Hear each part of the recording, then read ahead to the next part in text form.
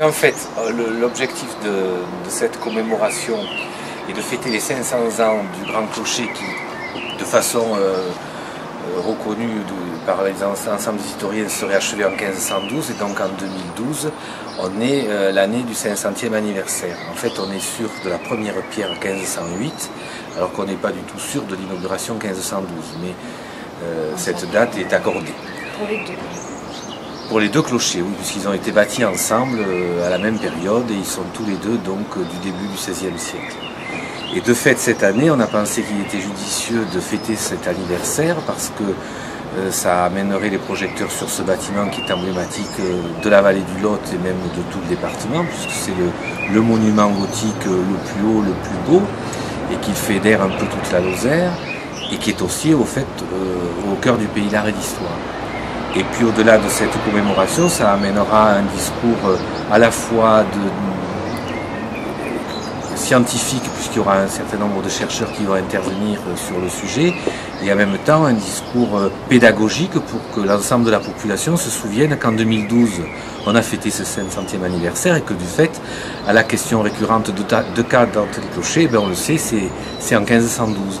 Il y a donc un message à l'adresse également des écoles, des enfants, de la population qui passent tous les jours sous ce monument sans en connaître quelquefois les détails et même en colportant souvent des contre-vérités. C'est l'occasion effectivement d'apporter un éclairage juste sur un monument emblématique.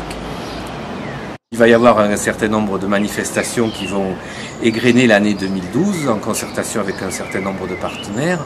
Pour nous, les partenaires principaux sont la DRAC et donc le ministère de la Culture, qui nous soutient massivement dans cette initiative, et le Conseil régional, plus nos partenaires institutionnels, que sont bien sûr les 22 communes de la Haute-Vallée du Lot et le FEADER, l'Europe. Merci Nelly. Sans eux, on n'aurait pas bouclé. Voilà. Donc c'est un sujet qui effectivement, sans jeu de mots, a été assez œcuménique, puisque tout le monde a adhéré assez spontanément. C'est une idée qui est née en 2011 pour qu'elle soit opérationnelle en 2012. Et grâce à cet ensemble de partenariats, la communauté de communes la commune de Mende va coordonner un programme au-delà de ce que nous avons mis sur la table, qui sont des manifestations plutôt de l'automne, puisque sur l'ensemble des temps forts, 6 ou 7 sur l'année, il y en a 2 que nous portons. L'un est en septembre au moment des Journées du patrimoine et l'autre qui est un colloque historique architectural en octobre, qui sera la clôture de ces manifestations. Donc Nelly, les détails donc, de ces manifestations qui vont avoir lieu finalement pendant 3 mois? Un petit peu plus, mais nous ça concerne le mois de septembre et le mois d'octobre. Donc au mois de septembre, dans le cadre des Journées européennes du patrimoine, on invite l'artiste plasticien Olivier Grossetête à venir en résidence une semaine et à construire avec l'aide de la population une sculpture monumentale en carton qui fera un minimum 18 mètres de haut et qui sera inspirée du Grand Clocher. Donc l'intérêt là, c'est qu'effectivement c'est une construction participative. Donc pendant une semaine, il sera installé à la chapelle des pénitents pour recevoir les volontaires, les scolaires et tous ceux qui auront envie de participer pour commencer à monter les cartons, découper, scotcher. Et puis le 15 septembre, donc à partir de 14 h, on sera ici pour monter petit à petit ce clocher en carton sur le parvis de la cathédrale.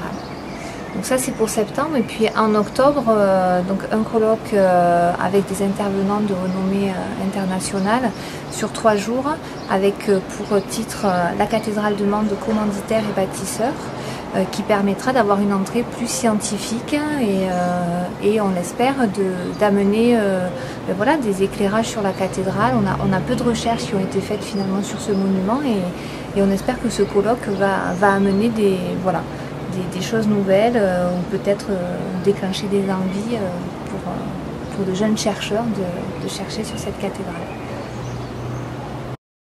Henri IV, au terme des guerres de religion pour signer la paix entre protestants et catholiques, comme Mende avait été un lieu de guerre de religion très difficile et très pénible, il a offert ce carillon à la ville de Mende en 1598 et c'est toujours le carillon qui sonne les heures de la ville.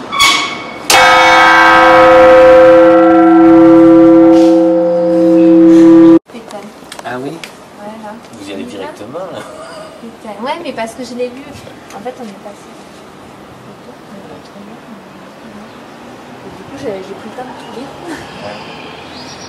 La cathédrale, elle est telle qu'elle est dans ces dimensions-là, c'est la volonté d'Urbain V, donc au XIVe siècle. Et puis Urbain V ne l'a pas vu achevé puisqu'il est mort avant. Mais c'est donc celle qui a été détruite par Mathieu Merle en 1579. Mais à ce moment-là, les grands clochers sont arrivés postérieurement à la volonté d'Urbain V. C'est l'œuvre, enfin c'est le chouet dans le cadre des commanditaires de la famille de la Rovère qui a donné donc plusieurs évêques à Mende, cette famille italienne qui a aussi donné plusieurs papes et cardinaux. Et c'est parce que la famille de la Rovère a été pendant 40 ans titulaire de l'évêché mandois que ces clochers ont vu le jour. Mais au départ, c'était pour achever la cathédrale d'Urbain V. Donc dans les commanditaires, on va bien sûr avoir Urbain V et on va avoir la famille de la Rovère. Les grandes dates à mémoriser autour de cette cathédrale? Alors 1508, c'est l'année de la pose de la première pierre des clochers, enfin principalement du grand cette année-là. 1512, on considère que c'est l'achèvement du chantier. 1517, c'est la montée de la non-pareille, donc dans le grand clocher. 1579, c'est Mathieu Merle qui a envahi Mende. 1580, c'est la fonte de la non-pareille qui redescend.